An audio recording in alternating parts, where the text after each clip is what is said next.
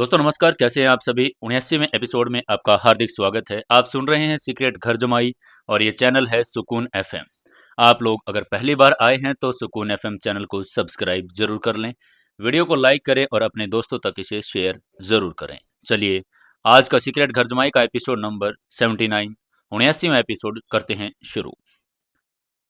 गौरव को तब और अधिक गुस्सा आया जब उसने कुंदन का अज्ञानी चेहरा देखा और उसने उसे लगभग उसे किक मार दी थी। उसे लग रहा था कि कुंदन वर्मा परिवार का मेन मेंबर होने के नाते काफी बड़ा रुतबा रखता था, लेकिन गौरव के लिए समर से अधिक इम्पोर्टेंट कुछ भी नहीं था।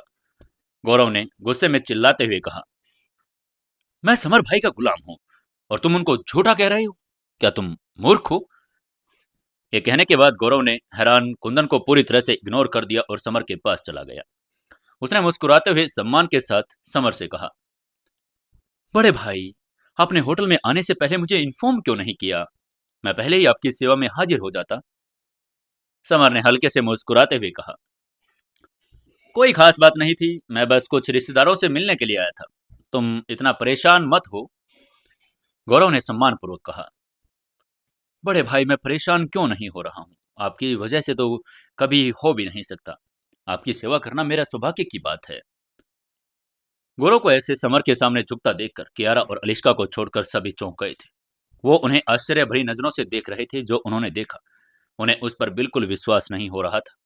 हालांकि वो अमेरिका में रहते थे, फिर भी इंडिया से थे और इस शहर के सोशल नॉर्म्स से वो काफी वाकिफ थे। वो समझ गए थे कि ये समर कोई आम आदमी तो नहीं है, क्योंकि इंदौर के 4 बड़े परिवारों में से एक का यंग मास्टर उसे अपना मालिक कह रहा है। कम से कम वो किसी तरह का मास्टर तो जरूर होगा।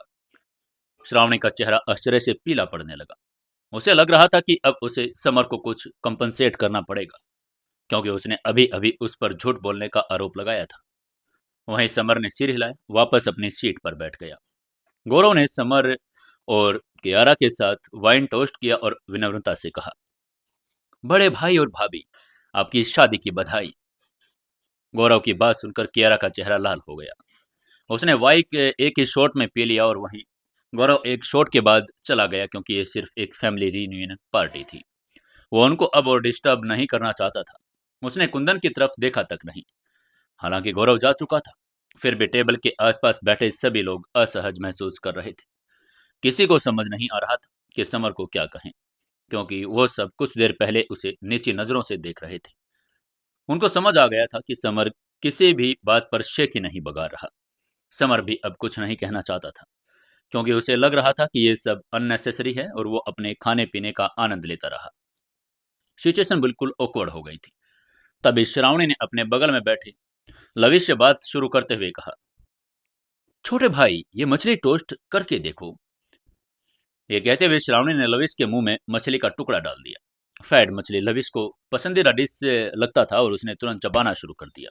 तभी उसको खांसी आना शुरू हो गई। अचानक चबाते चबाते लविश को जोर से खांसी आने लगी, क्योंकि उसके गले में उसकी हड्डी फंस गई।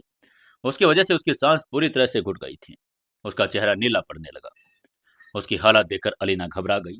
उसने श्रावणी को दोष देते हुए कहा, श्रावणी, तुमने ये क्या किया? लविश अभी छोटा है और तुम्हें पहले चेक करना चाहिए था उसमें हड्डी है या नहीं। वो बच्चा है, उसको ऐसे ही निकल गया। उसे खिलाने से पहले तुम मछली की हड्डी निकाल दे, क्यों नहीं समझा? कुंदन ने भी श्रावणी को घूरते हुए कहा, श्रावणी, तुम क्या सोच रही थी? अगर तुम्हारे भाई को कुछ हो गया तो देखना, मैं तुम्हें कभी माफ नहीं करूंगा। जिंदगी भर तुम्हारा मुंह नहीं देखूंगा।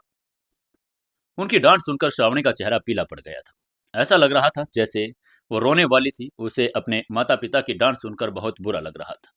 वहीं कुंदन और अलीना भी घबरा गए थे। कुंदन अपने बेटे की पीठ थपथपाकर हड्डी निकालने की कोशिश करने लगा।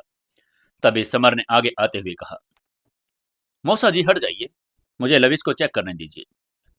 हालांकि समर कुंदन से गुस्सा था, फिर भी वो कियारा का मौसा था और इसके अलावा लविश एक बहुत ही प्यारा लड़का था, इसलिए समर ने उसकी मदद करने का फैसला कर लिया था। तभी कुंदन ने थोड़ा हिचकिचाते हुए पूछा, क्या क्या आप डॉक्टर हैं? नहीं, मैं डॉक्टर नहीं हूं। तो फिर तुम यहाँ क्या कर रहे हो? चले जाओ यहाँ से। मौसा जी, मछली की हड्डी में दम घुटना बहुत खतरनाक है, इसलिए मैं बस आपकी मदद करने की कोशिश कर रहा हूँ और कुछ नहीं, समर ने भौहें चढ़ाकर कहा। फिर भी कुंदन ने समर की ओर हाथ हिलाया और अपने बेटे का इलाज करने की अनुमति नहीं दी। समर ने धीरे से कहा, ठीक है, अगर आप मेरी मदद नहीं चाहते तो ठीक है, मैं चला जाता हूँ। वो थोड़ा निराश हो गया, क्योंकि वो सिर्फ मदद करने की कोशिश कर रहा था, लेकिन उसे अस्वीकार कर दिया गया था। तभी श्रावणी ने एक पल सोचा और अचानक बोली, पापा, मेरे हस्बैंड के परिवार के एक मेंबर डॉक्टर हैं, इसलिए मेरे हस्बैंड को इमरजेंसी ट्रीटमेंट करना तो आता ही होगा, तो उसे ट्रीटमेंट करने दीजिए। कुंदन ने सिर हिलाया। उसे अपनी बेटे की बात सुनकर एहसास हुआ कि उसके दामाद के पिता एक डॉक्टर थे। हो सकता है वो ट्रीटमेंट करना जानता हो, क्योंकि वो डॉक्टर के परिवार में पला बड़ा था। कुंदन ने अपने दामाद से पूछा, माधव, क्या आप जानते हैं इस सिचुएशन में क्या कर सकते हैं? तभी माधव ने कॉन्फिडेंस से कहा, चिंता मत कीजिए पापा, मैं जब छोटा था तो अक्सर मछली की हड्डी मेरा गल घुटा देती थी। तब मेरे पापा हमेशा मेरी मदद करते थे। उसकी बात सुनकर कुंदन ने हाँ में सिर हिला दिया। उसे उस पर पूरा भरोसा था और उसने उसे अपने बेटे की मदद करने के लिए हाँ कर दी। माधव लविश के पास गया। उसने उसके सिरके में कुछ घूंट मिलाए और जोर से उसकी पीठ थपथपाने लगा। सिरका मछली की हड्डी को नरम कर सकता था और पीठ थपथपाने पर उसे हड्डी निकालने में मदद मिल सकती थी। यह मछली का हड्डी दम घुटने वाले व्यक्ति का इलाज बेहतरीन तरीका था। दुर्भाग्यवश लवीश के गले के अंदर मछली की हड्डी इतनी बड़ी थी कि वो सीधे बाहर नहीं निकल पा रही थी। इसलिए उसने उसके गले के अंदर से खरोंच दिया और उसका खून बहने लगा। ये सब देखकर अनिला चीख पड़ी। उसे अपने बेटे पर तरस आ रहा था। लवीश उसका लाडला बेटा था और उसका खून बहता देखकर उसका दिल दर्द करने लगा था। वहीं लवेश के मुंह से खून निकलता देखकर माधव भी कांप उठा। उसके हाथ से सिरके की बोतल नीचे गिर गई। श्रावणी ने अपने पति को घूरते हुए गुस्से में चिल्लाकर कहा, माधव, क्या तुम सच में जानते हो मेरे भाई का इलाज कैसे करना है? तुमने तो उनको और भी परेशान कर दिया। माधव का चेहरा पीला पड़ गया था। वो सहमा हुआ था, कुछ भी बोल नहीं पा रहा था। क्योंकि वो डॉक्टर नहीं था, उसे निश्चित रूप से इमरजेंसी सिचुएशन में इलाज करना नहीं आता था। उसे बस कुछ बेसिक फर्स्ट एड के बारे में पता था, क्योंकि उसके पिता डॉक्टर थे। तभी कुंदन ने असंतोष के साथ कहा, माधव, तुम बेवकूफ हो। अगर लेविस को कुछ हुआ तो डिवोर्स पेपर पर साइन करने के लिए तैयार हो जाना। मेरी बेटी तुम्हारे जैसे लापरवाह लड़के के साथ नहीं रह सकती। सिचुएशन के बिगड़ जाने पर उसने सारा दोष अपने दामाद पर मढ़ दिया। उसकी बात सुनकर माधव का चेहरा और पीला पड़ गया। वो लेविस के गले में मछली की हड्डी निकालकर अपने ससुर का दिल जीतने की कोशिश कर रहा था, लेकिन उसे अंदाजा नहीं था कि वो और भी ज्यादा परेशान करेगा। खून बह रहा था। इसने हालात को और सीरियस इमरजेंसी सिचुएशन में बदल दिया। इसे लेविस की जान भी जा सकती थी। माधव बहुत डर गया और इस बात के लिए पछता रहा था कि काश उसने समर को लेविस का इलाज करने दिया होता, ताकि कुछ गड़बड़ होती तो कम से कम वो जिम्मेदार तो होता। कियारा ने जब देखा उसकी मौसी रोना बंद नहीं कर रही, तो उसने समर से कहा, जान, क्या आप लेविस की मदद कर सकते हैं? कियारा के अलावा समर की मेडिकल केस के बारे में कोई नहीं जानता था। समर ने सिर हिलाया और सहमति जताते हुए कहा, ठीक है, मैं लेविस की मदद करता हूँ। ये कहते वो लेविस की ओर जाने लगा। कुंदन ने जब समर को आगे बढ़ते हुए देखा तो उसने उसे बीच में ही रोक दिया और कहा, तुम तो डॉक्टर नहीं हो ना, फिर मेरे बेटे का इलाज कैसे करोगे? समर ने भौहें चढ़ाई और ठंडे स्वर में कहा, मौसा जी, मैं कियारा की वजह से लेविस की मदद करने जा रहा हूँ।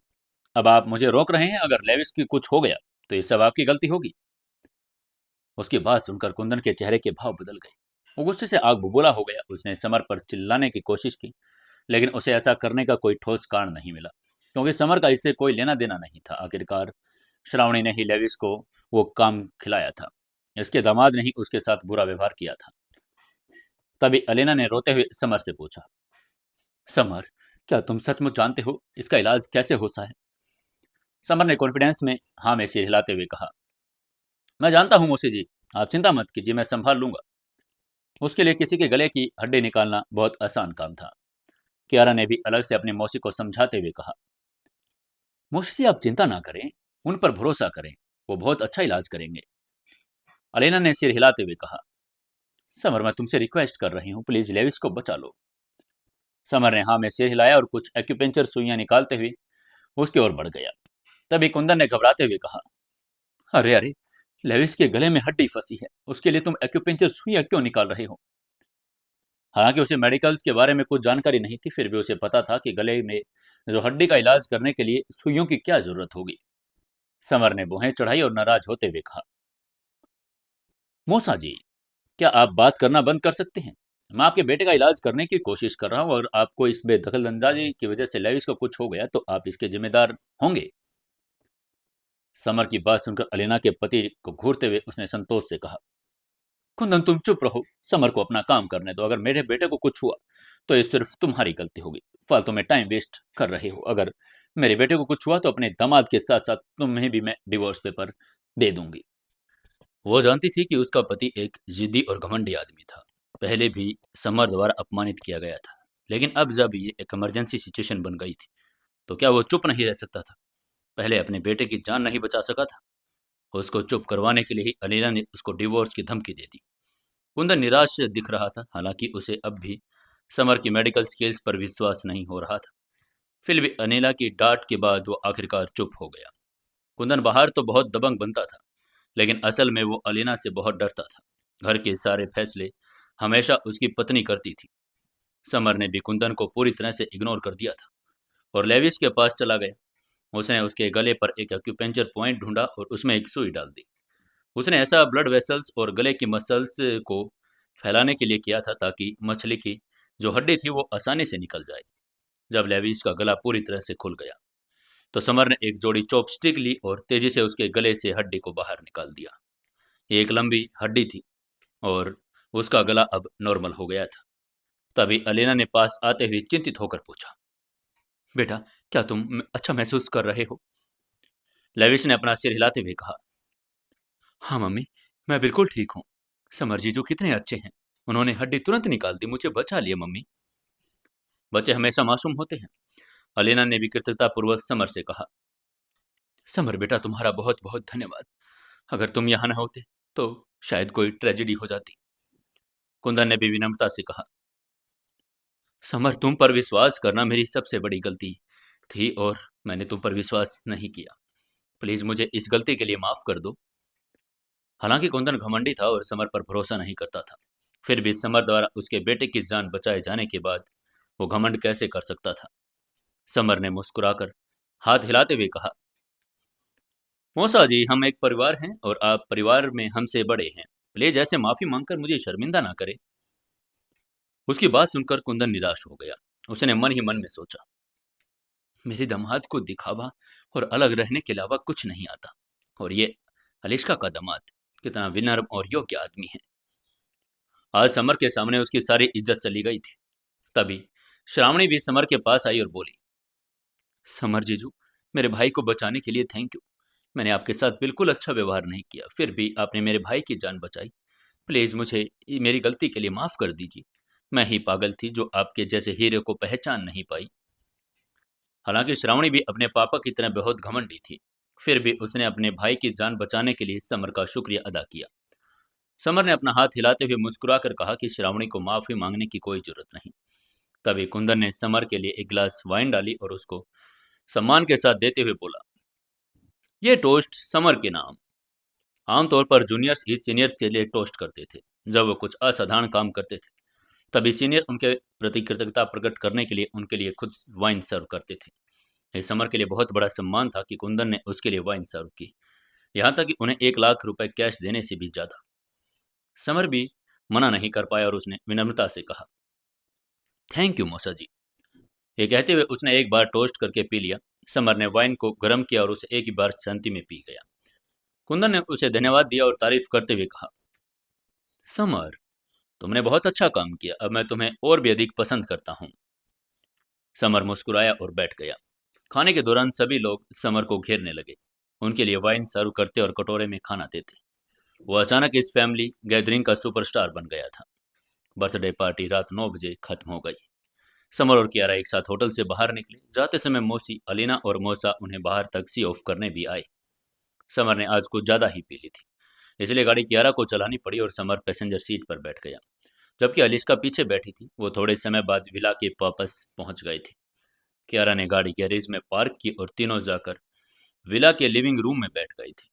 अलिश्का के गाल खुशी से लाल हो गए थे क्योंकि समर की वजह से उसकी इज्जत अपनी बहन और रिश्तेदारों के सामने बहुत बढ़ गई थी, जिससे वो वास्तव में खुश थी। अलिश्का को पता था कि समर आज रात चाय जरूर लेगा, इसलिए वो उठी और उसके लिए एक कप चाय बनाया। उसने मुस्कुराते हुए समर के चाय का कप देते हुए कहा, दामाद जी ये चाय लीजिए, ये मेरी स्पेशल रेसिपी की बनी हुई है। आपने आज सभी के साथ बहुत अच्छा बिहेव किया, जिससे मैं बहुत खुश हूँ। समर को अचानक खुशी हुई। उसने जल्दी से कप उठाया और मुस्कुराते हुए बोला, सासू माँ, मुझे आपके लिए चाय बनानी चाहिए। आपको ये सब करने की कोई जरूरत नहीं। लेकिन अलेस्का ने जबरदस्ती से उसे चाय का कप थमाते हुए कहा, दामाद जी, आज आपने जो किया उससे मैं बहुत खुश हुई। ये चाय मैंने उसी खुशी में बनाई है, आपको ये पीनी पड़ेगी। समर ने आखिरकार चाय का कप लिया और उसका शुक्रिया अदा करते हुए बोला, थैंक यू सासू माँ। अलिश्का ने कहा, दामाद जी, आज रात आपने शराब पी थी, इसलिए बेहतर होगा कि आप जल्दी सो जाएं, समझ रहे हैं ना। कियारा को अपनी माँ को समर के प्रति इतनी चिंता करते देखकर थोड़ी जलन हो रही थी। उसकी माँ इतने अच्छे से तो कभी उसका भी ध्यान नहीं रखती थी जितना वो समर का रख रही थी। इसलिए उसने कहा, मम्मा, समर मेरा हस्बैंड है, मैं उनका ध्यान रख लूंगी, इसलिए आप जाकर थोड़ा आराम कर लीजिए। अलिश्का ने कियारा की तरफ देखते हुए कहा, डियर कियारा, तुम हमेशा बहुत लापरवाह रहती हो, लेकिन अब तुम्हें समर का अच्छे से ध्यान रखना चाहिए क्योंकि वो तुम्हारा परिवार है। कियारा ने अपनी आंखें घुमाई। वो अवाक रह गई।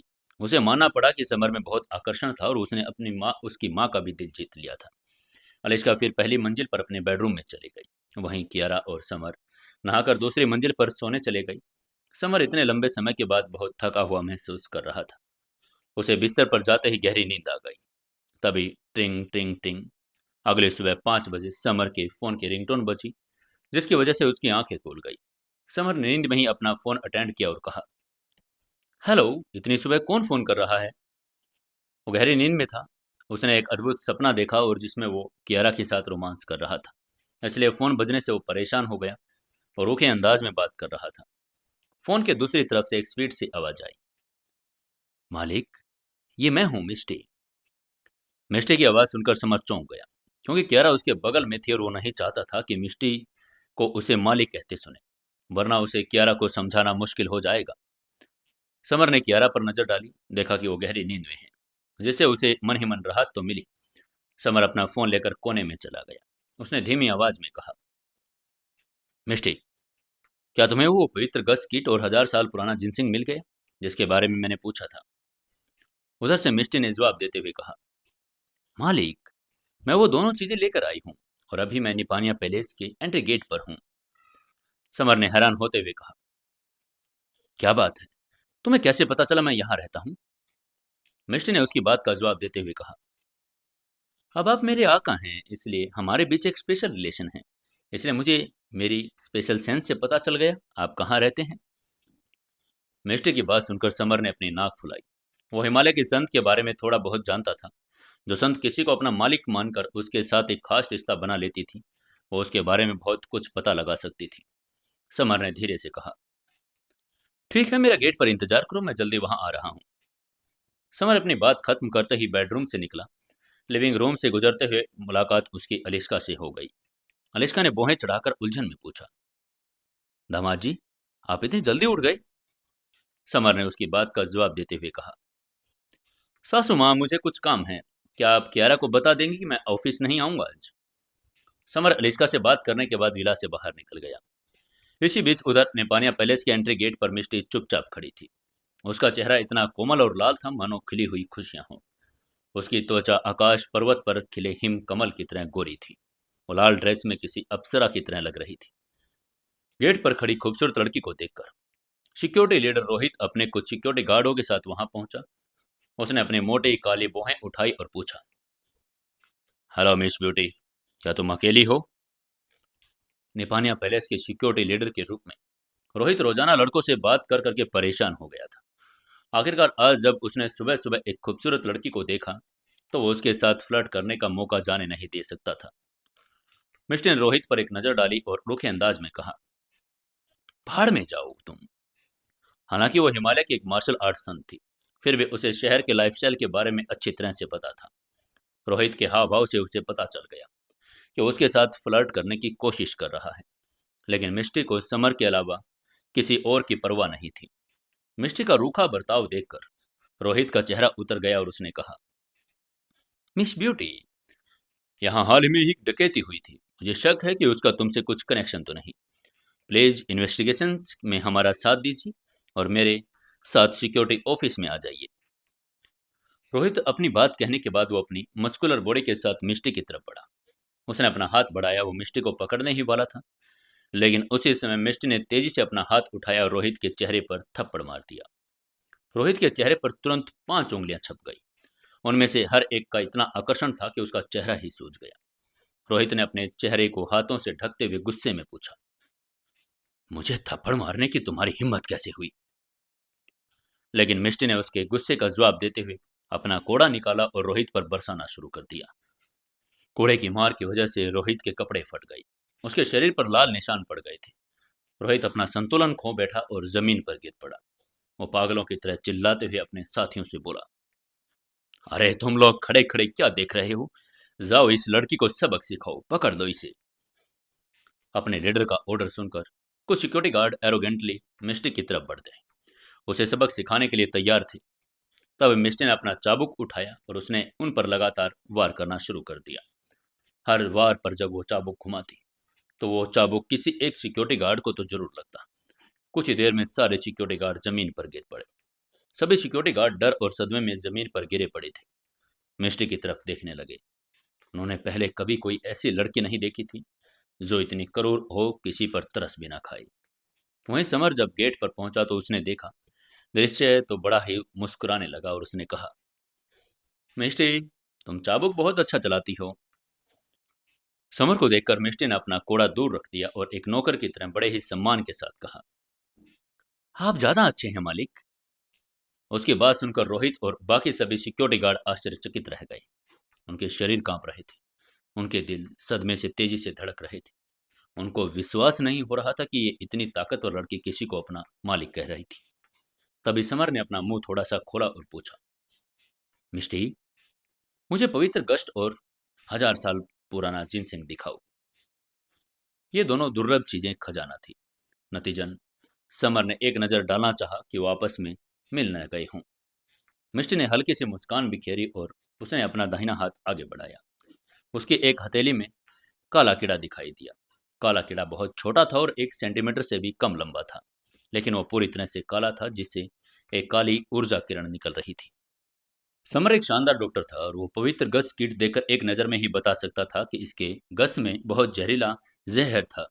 यह जहर एक हाथी को भी पल भर में मार सकता था। समर ने धीरे से बुदबुदाते हुए कहा, कोई आश्चर्य नहीं कि ये पवित्र गस किट है, क्योंकि ये बहुत जहरीला है। तभी मिस्टी ने अपनी गोरी हथेली फैलाई और एक लाल जिनसेंग निकालते हुए कहा, मालिक, ये 1000 साल पुराना जिनसेंग है। समर एक पल के लिए रुका। उसने सफेद जिनसेंग और काला जिनसेंग एक बहुत बार देखा था, लेकिन उसने लाल जिनसेंग पहली बार देखा था। हालांकि उसे लाल जिनसेंग से एक बढ़ती हुई ऊर्जा का आभास हुआ। बाहर आ रही यह ऊर्जा अविश्वसनीय रूप से प्रबल थी और उसमें जीवन की एक शक्तिशाली भावना का संचार हो रहा था।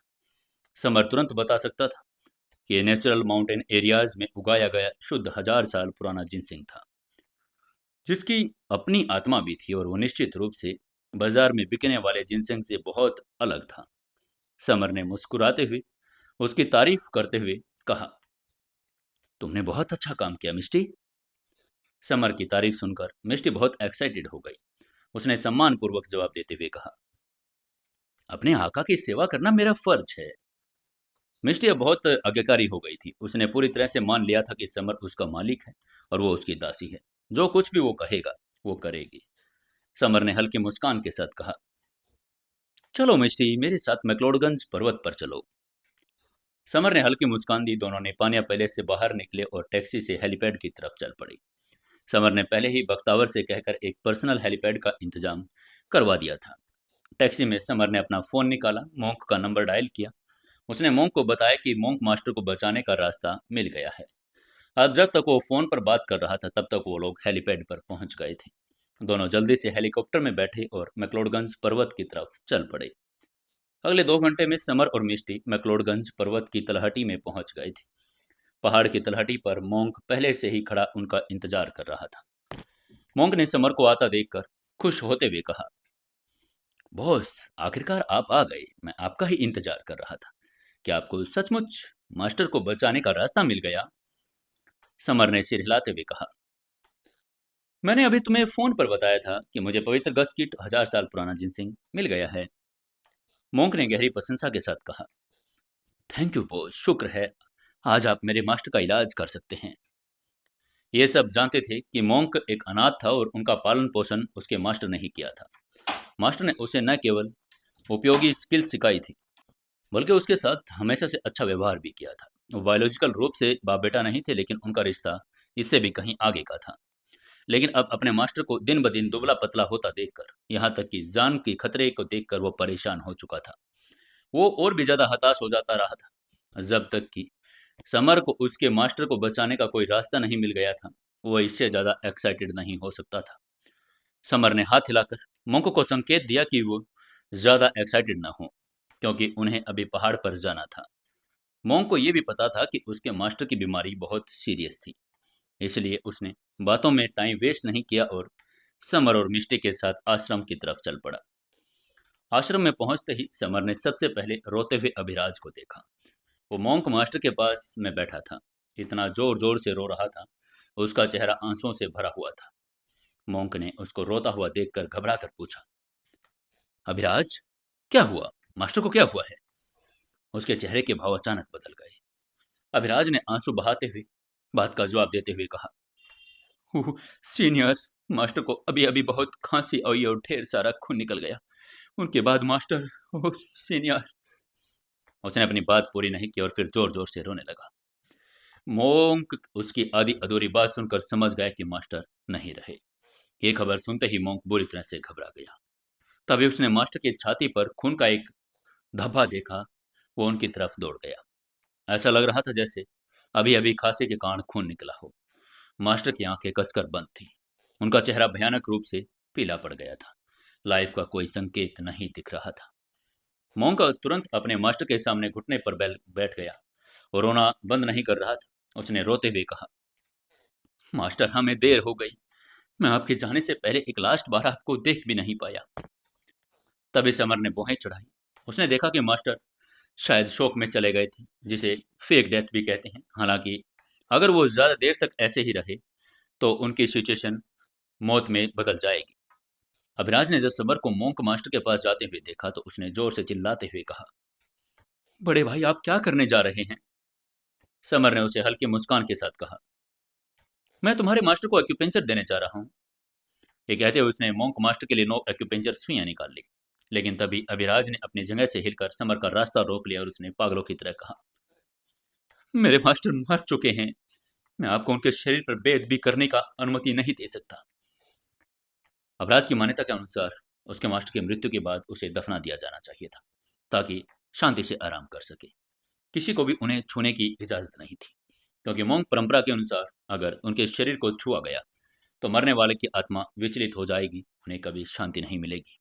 जाहिर है कि समर अभिराज की मान्यताओं को समझता था, उनका सम्मान भी करता था। हालांकि वो उसकी बात नहीं मान सकता था, क्योंकि अगर ज्यादा समय बर्बाद हुआ तो मोंक मास्टर को बचा पाना मुमकिन ही नहीं था। समर ने अभिराज को समझाने की कोशिश की और कहा, अभिराज, मेरे पास तुम्हारे मास्टर को बचाने का तरीका है। अगर ज्यादा समय बर्बाद करोगे तो मैं उनको बचा नहीं पाऊंगा, इसलिए मुझे उनका एक्यूप्रेशर करने दो। अभिराज ने सिर हिलाया और कहा, नहीं, नहीं, बिल्कुल नहीं। मेरे मास्टर मर चुके हैं। क्या तुम्हें दिखाई नहीं दे रहा? उनकी सांस भी नहीं चल रही। समर ने भौहें चढ़ाते हुए कहा, तुम्हारे मास्टर अभी फेक डेथ में हैं। आसान भाषा में किसी शोक में हैं। अगर तुम ऐसे ही समय बर्बाद करते रहे तो वो सचमुच मर जाएंगे। अभिराज की जिद के कारण सचमुच उसे सिर दर्द होने लगा। उसकी बात सुनकर अभिराज ने अपना सिर हिलाया, लेकिन फिर भी उसने समर को अपने मास्टर के पास जाने से रोक दिया, उनके शरीर को छूने से रोक दिया।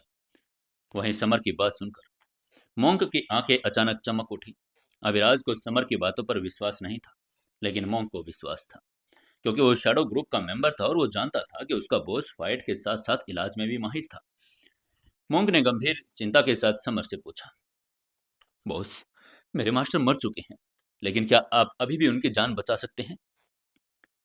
1000 साल पुराने जिनसे से उनकी जान बचा सकता था मोंक, लेकिन मोंक मास्टर मर चुका था और अब उसकी सांसें भी नहीं चल रही थी। उसे यकीन नहीं था कि समर उसके मास्टर को वापस जिंदा कर पाएंगे। समर ने आत्मविश्वास से सिर हिलाते हुए कहा, मोंक, क्या तुमने मुझे कभी झूठ बोलते हुए देखा है? मेरा विश्वास करो, मैं तुम्हारे मास्टर को बचा सकता हूँ। मोंक ने ऊंची आवाज में कहा, बॉस, मुझे आप पर विश्वास है। प्लीज आप मेरे मास्टर को बचा लीजिए बॉस। उनकी बातचीत सुनकर अभिराज भड़क गया।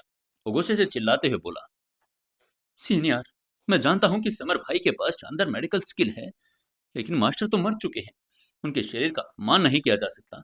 आप मास्टर के साथ ऐसा कैसे कर सकते हैं सीनियर? अभिराज के संदेह और सवालों के जवाब में मोंग चिल्लाते हुए बोला, अभिराज, मुझे बॉस के शब्दों पर विश्वास है। ये मास्टर का अपमान नहीं कर रहे, बॉस उनकी जान बचा रहे हैं। तुम बीच में से हट जाओ। लेकिन अभिराज अभी भी उसकी बात नहीं मान रहा था। उसने समर का रास्ता अभी भी रोक रखा था और उसको ऐसे रास्ता रोकते हुए देखकर मोंक आगे बढ़ा। उसने अभिराज को पकड़ लिया और उसे एक तरफ खींच दिया और समर से कहा, बॉस आप जल्दी कीजिए, मेरे मास्टर की जान बचा लीजिए। समर ने हल्की मुस्कान के साथ उसे सांत्वना दी और कहा, चिंता मत करो, मैं तुम्हारे मास्टर को कुछ भी नहीं होने दूंगा। वो जानता था कि मोंक बहुत चिंतित था। किसी अन्य व्यक्ति को इस परिस्थिति में डाल दिया जाता तो उसके पास मोंक मास्टर को मरने देने के अलावा कोई उपाय नहीं होता। हालांकि समर ही जानता था कि मोंक मास्टर को कैसे बचाया जा सकता था, क्योंकि वो एक चमत्कार करने वाला डॉक्टर था। और समर मोंक मास्टर के पास गया। उसने उनके कलाई पर दो उंगलियां रख दी। श्श, श्श। उसने मोंक मास्टर के शरीर में आने वाली फुफकार की आवाज सुनने पर विशेष ध्यान दिया।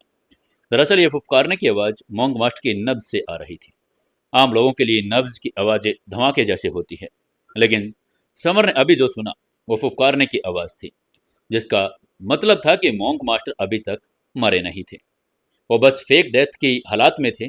बेशक आमतौर पर लोग मोंक मास्टर की नब्ज नहीं सुन पाते थे, सिर्फ हमेशा समर चमत्कारी डॉक्टर ही उन्हें सुन सकता था।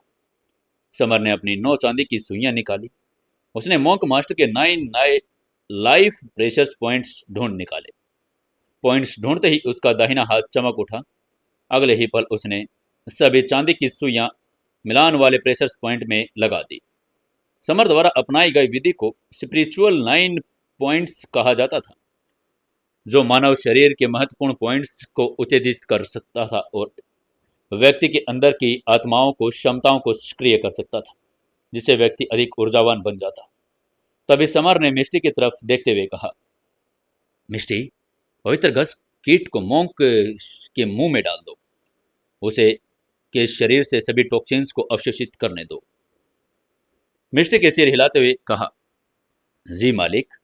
ये कहते हुए उसने काले गस कीट को बाहर निकाल लिया। वहीं मिस्टी समर को मालिक कहते हुए सुनकर मोंक के चेहरे के भाव तुरंत बदल गए। उसकी आंखों में भी आश्चर्य झलक रहा था। उसके पास जीवन का समृद्ध अनुभव था और वो मिस्टी के पहनावे से बता सकता था कि वो हिमालय से थी। इसके अलावा हिमालय में एकमात्र लड़की जो अपने साथ पवित्र गस कीट रख सकती थी, वो संत लेवल की ही थी। इसमें कोई शक नहीं था कि मोंक को पता चल गया कि उसके सामने खड़ी लड़की यह हिमालय की मार्शल आर्ट संत थी। उसे और भी ज्यादा हैरानी इस बात की थी कि उसका बोझ संत का मालिक बन गया था। उस समय मोंक मन ही मन समर की बहुत तारीफ कर रहा था। उसे यह भी विश्वास हो गया था कि उसके मास्टर के बचने की संभावना बढ़ गई है, क्योंकि संत ने उसे बचाने के लिए पवित्र गस कीट का इस्तेमाल किया था। मिस्टी ने पवित्र गस कीट को मोंक मास्टर के मुंह में सावधानीपूर्वक डाल दिया और फिर उसने पवित्र गस को मोंक मास्टर के शरीर में जाने के लिए मार्गदर्शन करने के लिए हिमालय के पवित्र मंत्र का एक अंश पढ़ा। मोंक मास्टर के शरीर में ऊर्जा की 2 धाराएं बहने लगी थी। दोनों ही अत्यंत शक्तिशाली और विनाशकारी थी। उन ऊर्जाओं ने पहले ही कुछ काले जहर निकाल दिए थे जो मोंक मास्टर के अंगों को नष्ट कर रहे थे। अगर जहरीले पदार्थ उसके अंगों में पहुंच गए होते तो हॉस्पिटल के डॉक्टर भी उसकी जान नहीं बचा सकते थे। यही बात समर पर भी लागू होती थी और वो ज्यादा कुछ फिर कर नहीं पाता। समर कियारा को भी जहर से इसीलिए बचा पाया था क्योंकि उसे जहर दिए जाने के कुछ समय बाद ही पता चल गया था। इसलिए जहर ने अभी तक उसके अंगों को नुकसान नहीं पहुंचाया था। हालांकि मोंक मास्टर की स्थिति बिल्कुल अलग थी, क्योंकि उसके सभी अंग जहर से क्षतिग्रस्त हो चुके थे। उसे बचाने के लिए उसके सभी अंगों को निकालना असंभव था। फिर भी पवित्र गस कीट की मदद से चीजें बदली जा सकती थी। पवित्र गस हिमालय का सबसे जहरीला जानवर था, जिसमें कन खजूरे, मकड़ी, बिच्छू, जहरीले सांपों से भी कई जहर मिले होते थे। पारंपरिक आयुर्वेदिक चिकित्सा में जहर का इलाज जहर से ही करने की तकनीक अपनाई जाती थी। प्राचीन काल में प्रसिद्ध वैद्य जहरीले रोगियों को ठीक करने के लिए जहरीली दवाओं का ही इस्तेमाल करते थे। समर को पारंपरिक आयुर्वेदिक चिकित्सा में गहरी विशेषज्ञता हासिल थी और इसलिए वो जहर से सावधानी उपयोग के लाभों के बारे में जानता था। पवित्र गज ने मोंक मास्टर के शरीर में ऐसे प्रवेश किया मानो कोई राक्षस हो जो सब कुछ निगल जाएगा। टॉक्सिन्स उसके ऊर्जा पे थे और सभी टॉक्सिन्स को अपने अंदर लेना उसकी प्रकृति में था। मानो कोई मोटा बच्चा आइसक्रीम चूस रहा हो और मोंक मास्टर के शरीर से लगातार फुफकारने की आवाजें आ रही थी।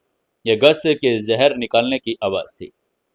मोंक मास्टर की त्वचा अब काली और पीली नहीं थी, क्योंकि उसके शरीर में टॉक्सिन्स की मात्रा लगभग कम हो चुकी थी। इसके बजाय उनकी त्वचा लाल हो रही थी और उसका रक्त संचार धीरे धीरे बढ़ रहा था। एक फुसफुसाहट की आवाज के साथ मोंक मास्टर ने आश्चर्यजनक रूप से सांस लेना शुरू कर दिया, जिसे समर सचमुच बहुत खुश हुआ। वो जानता था कि ऐसा इसलिए था क्योंकि पवित्र गस काम कर रहा था और टॉक्सिन्स को निगल रहा था। आधे घंटे बाद मोंक मास्टर के शरीर के सभी टॉक्सिन्स पवित्र गस द्वारा निकाल दिए गए। वह आसानी से सांस लेने लगे। समर ने हल्की मुस्कान के साथ मिष्टी से कहा, मिष्टी, अपवित्र गस कीट को मोंक मास्टर की बॉडी से बाहर निकालो। मिष्टी ने सिर हिलाया और संस्कृत मंत्रों का अंश पढ़ा। फिर उसने मोंक मास्टर के शरीर से वो गस कीट निकाल दिया। मोंक मास्टर के शरीर से पवित्र गस कीट के अंदर और बाहर आने में बहुत समय का बड़ा अंतर था। अंदर जाने से पहले गस कीट काफी छोटा था, लेकिन बाहर आने के बाद वो 3 गुना मोटा हो गया था। पवित्र गस कीट को लड़खड़ाते सिर और डकार के साथ बाहर आते देखकर समर और मिष्टी लगभग हंस पड़े थे। तभी मोंक ने चिंता में पूछा, बॉस, मेरे मास्टर सांस तो ले रहे हैं लेकिन अभी तक जागे क्यों नहीं? समर ने सिर हिलाकर समझाते हुए कहा, चिंता मत करो मोंक, तुम्हारे मास्टर को जहर दिया गया था। उनकी सारी ऊर्जा चली गई थी। मैंने अभी अभी उनके शरीर से सारे टॉक्सिन्स निकाल दिए हैं, लेकिन अब मुझे उनकी ऊर्जा वापस लेकर अभी आनी पड़ेगी। मोंक मास्टर की फेक डेथ की एनर्जी कमी के कारण हो गई थी। सौभाग्य से समर समय पर पहुंच गया। उसने एनर्जी की 9 सुइयां मोंक मास्टर के प्रेशर पॉइंट में डाल दी ताकि उनकी एनर्जी की धारा बच जाए। समर ने एक पॉजिटिव मुस्कान के साथ उन्हें दिलासा देते हुए कहा, चिंता मत करो मोंक, मैं तुम्हारे मास्टर को कुछ और ट्रीटमेंट दूंगा, वो जल्दी ही जाग जाएंगे। मोंक से बात करने के बाद समर ने मिष्टी की तरफ देखते हुए पूछा, मिष्टी, मुझे 1000 साल पुराना जिनसेंग दो। मिष्टी ने खून से ज्यादा लाल जिनसेंग निकाला और जिसे समर को सौंप दिया। समर ने लाल जिनसेंग को अपने कब्जे में लिया। उसके शरीर में सुई चुभनी शुरू कर दी। इस जिनसेंग ने हजारों लिविंग बींग्स से कुछ स्पिरिचुअलिटी प्राप्त की थी, इसलिए वो स्ट्रगल करना और यहाँ तक कि भागने की कोशिश भी करना जानता था। हालांकि समर बहुत स्ट्रॉन्ग था। चाहे जिनसेंग कितना भी स्ट्रगल करे, वो समर के हथेली से दूर नहीं जा सकता था। समर ने 1000 साल के जिनसेंग को चांदी की सुइयों से छेद दिया और रिश्ता हुआ लाल खून जिनसेंग का सारा खून था, और वो फिर समर ने सारा जिनसेंग मोंक मास्टर के मुंह में डाल दिया। 1000 साल से जिनसेंग का खून मोंक मास्टर के गले में बहता हुआ उनके शरीर में हर जगह पर पहुंच गया, जिससे उन्हें काफी एनर्जी मिल गई थी। उनके शरीर को न्यूट्रिशन मिला और उनके साथ डैमेज ऑर्गन्स को बहाल हो गया। 1000 साल के जिनसेंग का खून पीने के बाद मोंक मास्टर का चेहरा बिल्कुल साफ हो गया था और आखिरकार उन्होंने धीरे धीरे अपनी आंखें खोली और वापस जिंदा हो गए। मोंक मास्टर को जाता देखकर समर ने अपना दाहिना हाथ बढ़ाकर बिजली की गति से अपनी सभी 9 चांदी की सुइयां भी निकाल ली और उन्हें दूर रख दिया। वहीं अभिराज ने जब मोंक मास्टर को जागते देखा तो उसने उन पर छलांग लगा दी। उसकी आंखों में आंसू आ गए थे। उसने रोते हुए कहा, वाह मास्टर, आप जाग गए हैं। मोंक मास्टर ने 2 बार खांसते हुए धीमी आवाज में कहा, तुम किस बात पर रो रहे हो? मैं अभी मरा नहीं हूं। अभिराज ने अपने चेहरे के आंसू पोंछे, मुड़कर समर के घुटनों के बल बैठ गया। उसने बड़े सम्मान से कहा, समर भाई, मेरे मास्टर की जान बचाने के लिए शुक्रिया। प्लीज मुझे माफ कर दें। वो जानता था कि अगर समर न होता तो उसके मास्टर की मौत तो तय थी, लेकिन वो पहले ही समर को रोकने की कोशिश कर रहा था। इसीलिए अब उसने उससे माफी मांगने के लिए घुटने टेक दिए।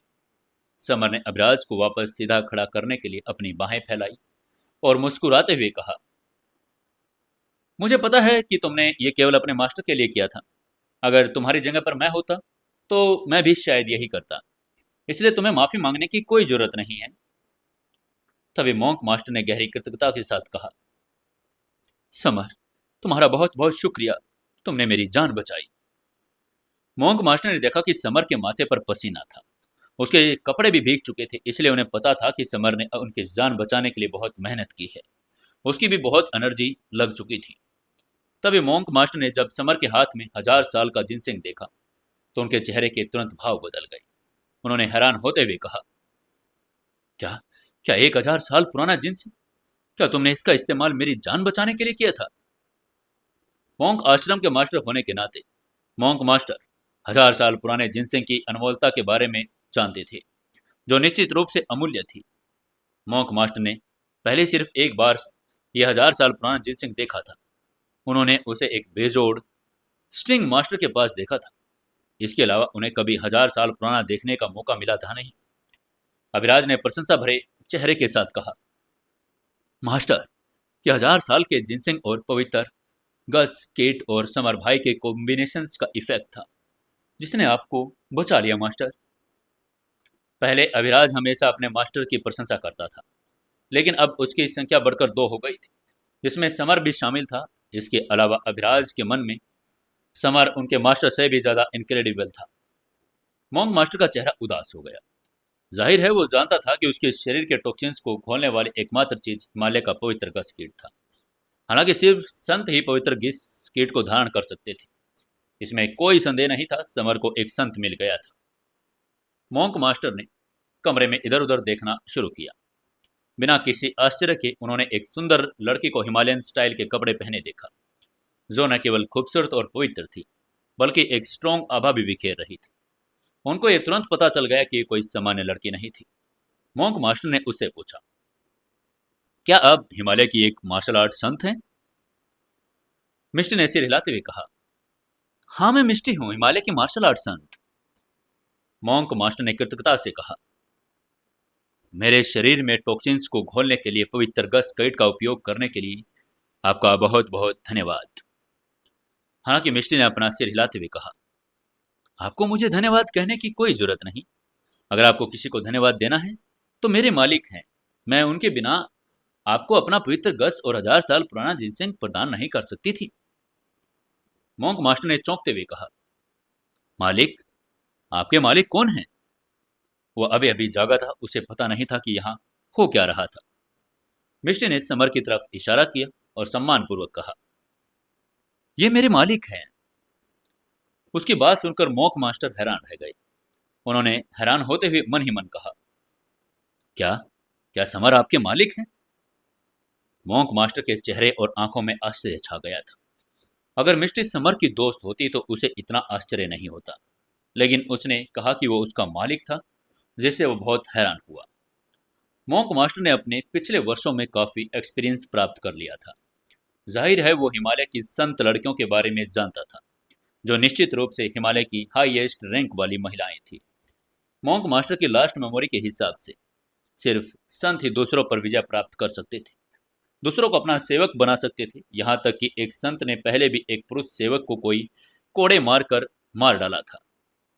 इस तथ्य ने मोंक मास्टर को आश्चर्य के अलावा कुछ भी महसूस नहीं हो रहा था कि समर ने मिस्टी को कैसे हरा दिया, उसका मालिक कैसे बन गया।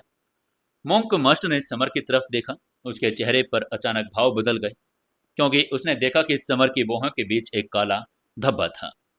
दोस्तों, प्लीज यार लाइक तो कर दो यार, कहानी को यहां तक आ गए हो तो एक शेयर भी कर दो। काला धब्बा इतना छोटा था कि बिना ध्यान दिए उसे देख पाना मुश्किल था। मोंक मास्टर के भविष्य बताने की अद्भुत क्षमता के कारण वो देख पा रहा था। मोंक मास्टर के चेहरे पर अजीब सा भाव देखकर समर ने बाहें सिकोड़ते हुए कहा, मास्टर, क्या हुआ मास्टर? आप मुझे ऐसे क्यों देख रहे हैं? क्या आपने कुछ देखा है? मोंक मास्टर ने चित होते हुए कहा, समर, आपकी घातक ऊर्जा बहुत स्ट्रांग है। मोंक मास्टर न केवल भविष्य बताने में दक्ष थे, बल्कि अपने उत्कृष्ट युद्ध कौशल, विशेषकर अपनी अद्भुत मार्शल आर्ट तकनीक ताइची के लिए भी बहुत प्रसिद्ध थे। जवानी में वो आम लोगों को मार गिराते थे, लेकिन अब उनकी उम्र ज्यादा हो रही थी। ध्यान के अलावा उनके अपने गति भी धीमी थी।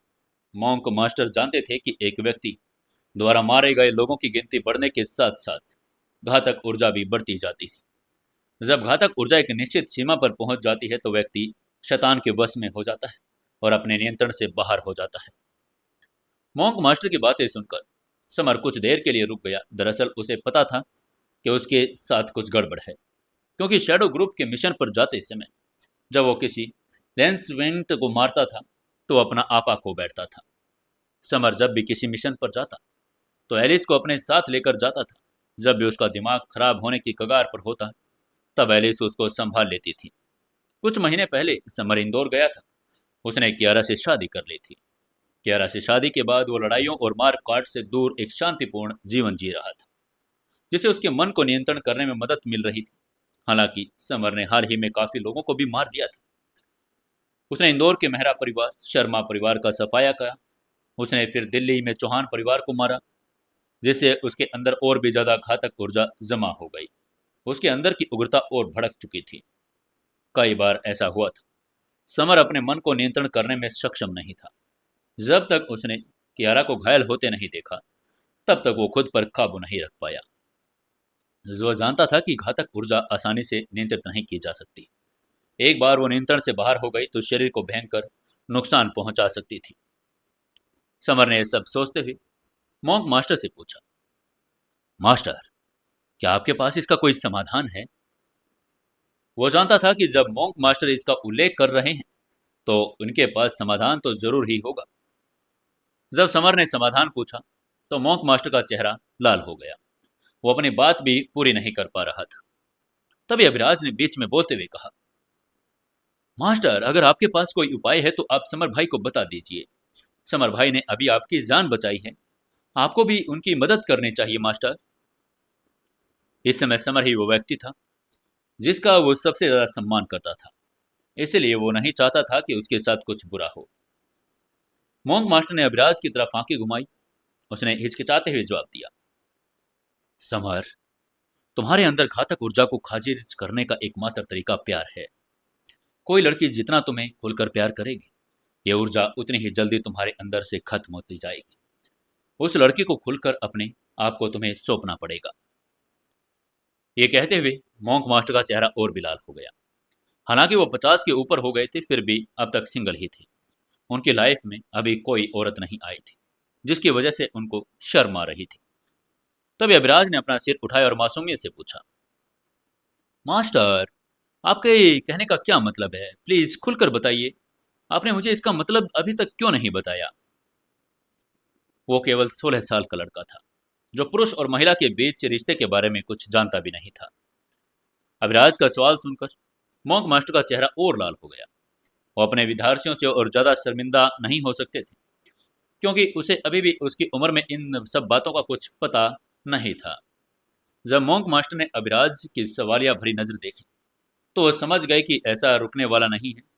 तो उसने हाथ हिलाकर कहा, देखो, अभी मैं कुछ नहीं बता सकता, इसके बारे में हम बाद में बात करेंगे। उसे अभिराज के सामने अपनी गंभीर छवि बनाए रखनी थी। वो अपनी प्रतिष्ठा को बर्बाद नहीं कर सकता था। अभिराज ने अपने मास्टर को घूरा और वो अवाक रह गया। वो समझ नहीं पा रहा था कि उसके सबसे सम्मानित मास्टर ने उसके सवाल का जवाब क्यों नहीं दिया, जबकि वो उसके द्वारा पूछे गए किसी भी सवाल का जवाब हमेशा तुरंत देते थे। वहीं मोंक मास्टर ने ईमानदारी से समर को सुझाव देते हुए कहा, समर, मेरी बात को ध्यान में रखना ताकि तुम्हारी घातक ऊर्जा को खत्म किया जा सके। समर ने अपना चेहरा थपथपाया और वो अवाक रह गया। जाहिर है उसे पता था कि वो एक किलर है, उसका स्वास्थ्य इससे प्रभावित हो रहा है, लेकिन क्या वो बार बार वो लड़कियों के साथ ऐसा भी नहीं कर सकता था? समर ने उससे पूछा, मास्टर, क्या इसके अलावा और कोई समाधान है? मोंग मास्टर ने अपना सिर हिलाते हुए कहा, नहीं, इसके अलावा कोई रास्ता नहीं है समर। समर ने आंखें घुमाई और परेशान हो गया। उसे लड़कियों के साथ बिस्तर शेयर करना था, लेकिन उसको समझ नहीं आ रहा था कि वो किसके साथ शेयर करे। कियारा घायल थी, इसलिए उसको परेशान नहीं कर सकता था। अब पायल ही बची थी। समर ने अपनी कृतज्ञता व्यक्त की और कहा, आपकी सलाह के लिए थैंक यू मास्टर, मैं इसके बारे में सोचूंगा। ये कहने के बाद वो मुड़कर मिष्टी के साथ आश्रम में चला गया। मोंक ने समर के साथ पर्वत से नीचे उतरते हुए कहा, हाँ बॉस, वास्तव में आप मेरे मास्टर की सलाह के बारे में सोच सकते हैं। वो खिलखिलाकर हंसा और सिर्फ उसके जैसा ही कोई व्यक्ति जो समर के करीब था, वही उसके साथ ऐसा मजाक करने की हिम्मत कर सकता था। आमतौर पर किसी की भी इतनी हिम्मत नहीं होती। तभी समर ने अपना दाहिना पैर बढ़ाया और मोंक को प्यार भरी किक मारते हुए कहा, भाड़ में जाओ तुम, क्या तुम्हारा बॉस कभी इस तरह का व्यक्ति था? मोंग ने अपनी जेब दांतों से काटते हुए कहा। बेशक आप ऐसे व्यक्ति नहीं हैं बॉस। आप हमेशा अपने सिप से जीनियस और न्यायप्रिय व्यक्ति रहे हैं, समर ने सिर हिलाते हुए कहा। यह तो ठीक है, तुम्हें पता है। तभी मोंग ने चालाकी से उसको छेड़ते हुए कहा। आप चिंता मत कीजिए बॉस, दुनिया के सबसे जीनियस व्यक्ति भी गलतियां करते हैं। आगे बढ़ो, मैं कियारा भाभी को उसके बारे में कुछ नहीं बताऊंगा। वो समर का मजाक उड़ाना बंद नहीं कर रहा था। आमतौर पर समर ही उसका मजाक उड़ाता था। अब जब आखिरकार उसे एक मौका मिला तो वो मौका कैसे जाने दे सकता था। तभी उसने देखा समर उसे किक मारने वाला था तो मोंग जल्दी से एक तरफ कूद गया और उसने उसे चकमा दे दिया। तभी मिस्टी ने अचानक उनके बीच में बोलते हुए कहा, मालिक, अगर आपको कोई जरूरत है तो मैं इस समय आपकी मदद कर सकती हूँ। मिस्टी का मासूम और निर्मल चेहरा ये कहते हुए लाल हो चुका था। उसका दिल भी तेजी से धड़कने लगा था। हालांकि समर उसका मालिक था, लेकिन फिर भी उसको समर के साथ ये बात करते हुए शर्म आ रही थी। उसकी बात सुनकर मोंग का चेहरा खिल उठा और समर के करीब गया। उसने धीमी आवाज में कहा, बॉस, आप इसके बारे में क्या सोचते हैं? मिस्टी हिमालय की संत है, उसे जितना अच्छा लगता होगा। समर ने अपनी आंखें घुमाई, ठंडे स्वर में कहा, नहीं, तुम्हारा बॉस अच्छा आदमी है। मैं कियारा और पायल के सिवा किसी और लड़की के साथ अच्छा कुछ नहीं कर सकता।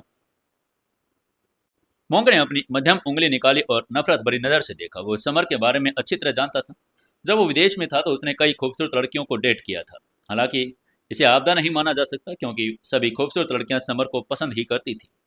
अब क्या करेगा समर? क्या अपनी बीमारी को ठीक कर पाएगा? क्या होगा आगे कहानी में जानने के लिए जुड़े रहिए अपनी इस कहानी सीक्रेट घर जमाई के साथ। दोस्तों, प्लीज से प्लीज कहानी को लाइक और शेयर जरूर किया करो यार। आजकल आप बिल्कुल भी लाइक और शेयर नहीं करते, तो जल्दी से जल्दी सभी एक एक लाइक और एक एक शेयर कर दो और कहानी को ज़्यादा से ज़्यादा अपने दोस्तों तक पहुंचा दो।